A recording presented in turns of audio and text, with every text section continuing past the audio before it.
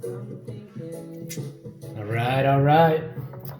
So I know it sounds bad, but I love midday drinking because I love drinking tiki drinks when the sun's out. Okay.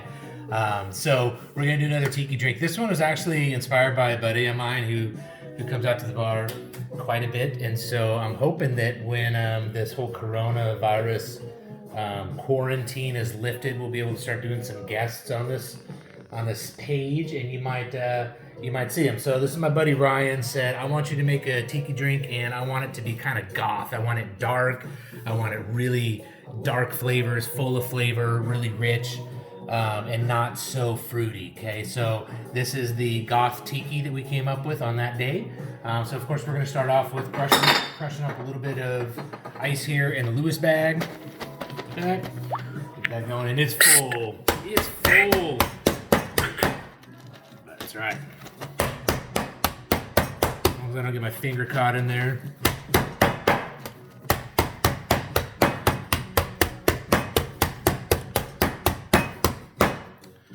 Super. All right.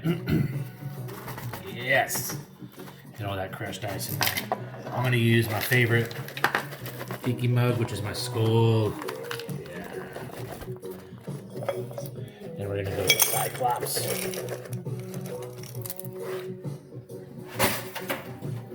Go. And we're ready to get down with it. So again, like I said, we want the sucker to be full of flavor. All right. So we're going to start with Diplimatico Rum. One of my favorite rums to use. It's very reasonably priced. It's got a good sweetness to it, but it's not overwhelmingly sugar and sweet. So it's just a nice, balanced, smooth rum. Okay. So we're going to do Diplimatico. We're doing a full ounce of that. I'm making 2 of these drinks, so we're going to do 2 ounces.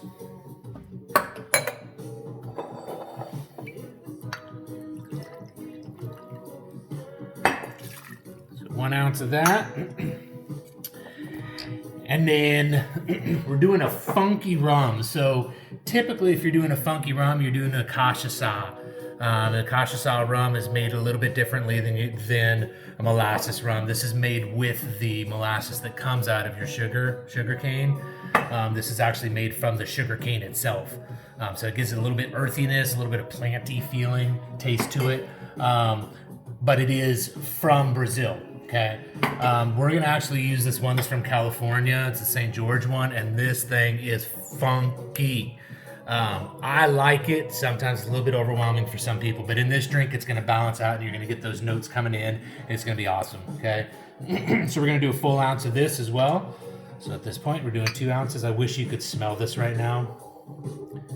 It's so good. Oh my gosh, we're almost done. Almost out of it. This quarantine's killing me. I'm losing so much alcohol. And then we're going to do Mezcal to get a little bit of smokiness in there. So we're going to use this Mezcal here. I just bought it. It's actually pretty good. I need to kind of do a little taste test with across the board with all the other Mezcals that I have. So we're going to go ahead and do this. It's ½ ounce each. So we're doing full ounce in there. If you're keeping track, we're at 2½ ounces in one drink. And then we're going to do Luxardo. Okay. And this one is really only a quarter ounce each. So we're gonna need a half right now.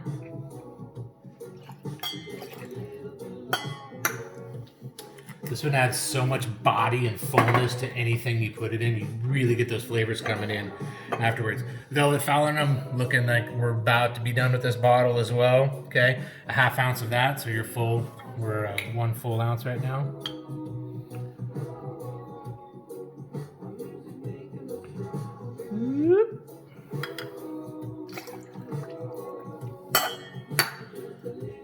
That one's done. And then we're going to use this Traeger smoked clove, vanilla and clove syrup. You can make your own simple syrups by honestly just boiling down some equal parts of sugar and water and then throwing in cinnamon or throwing in clove or whatever. We're a little shy on that Velvet Falernum, so we're going to finish that pour off. Here we go. Super. All right, now we're going to move on to this clove, ½ ounce each, so a full ounce.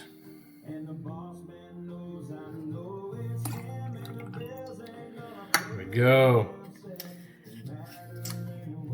And then we wouldn't be really getting dark unless we threw some absinthe in there. So this is a really good absinthe to use. We're only doing 1/4 ounce each on this.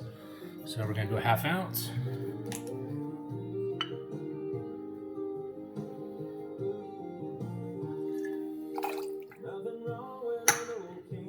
Awesome.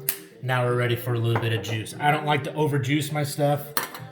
So this one is a 1/2 ounce of lime. So we need to go full ounce for 2 of them. This feels like it's good and juicy. Let's see how we do.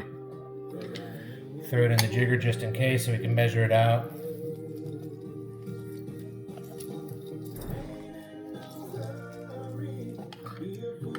Ooh, pretty close. I'm gonna go just a tad bit more here. For my taste, if something calls for 1 ounce of lime, I might go slightly under it, but since this was my recipe, I know how much I want in there.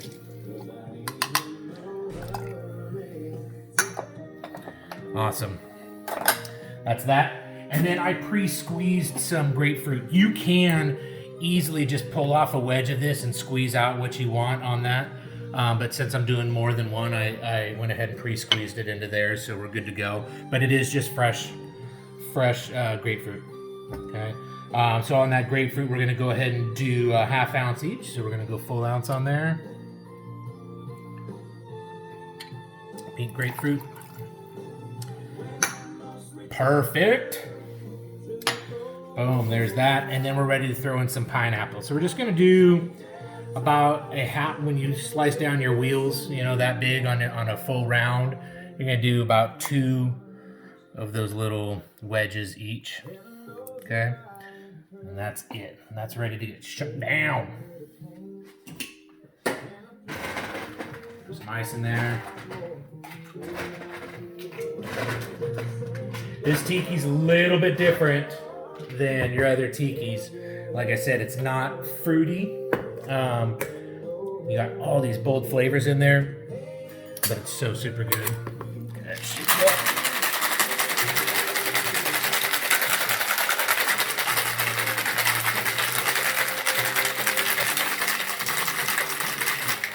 And because we shook that pineapple in there, we want to double strain it so we don't get all that pulp clogging it up when we're pouring it out. There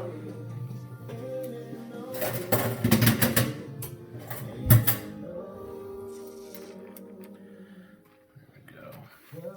We'll do Cyclops first.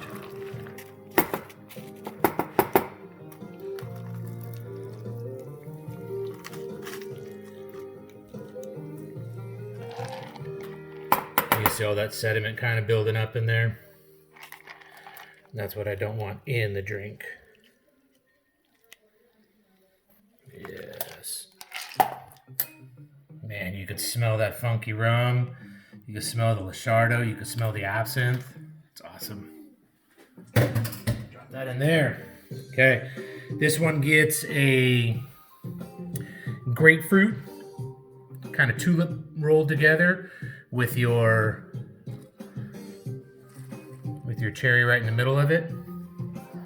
You are going to do a fresh sprig of mint right down the center there. Boom, like that.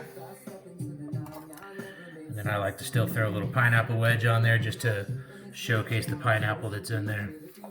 Okay.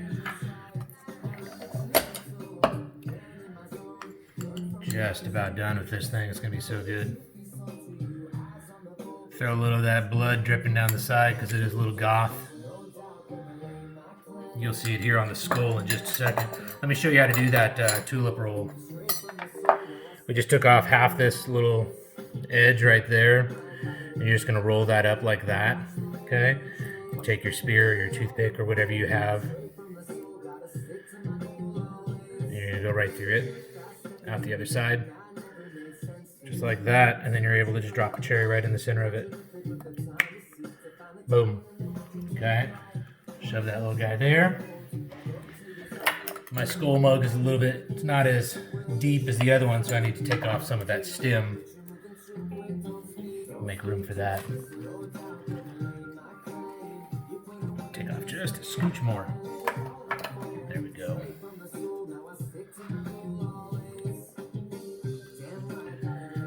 good, looking good.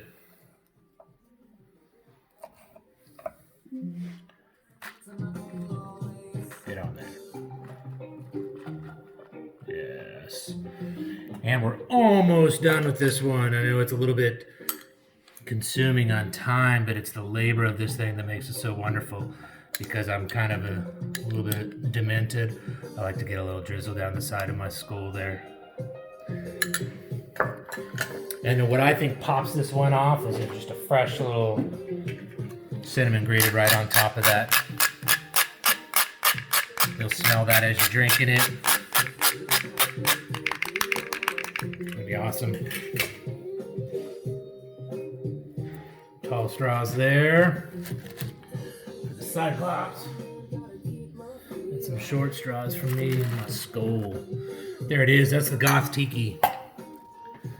Cheers. Who doesn't want to drink out of a skull?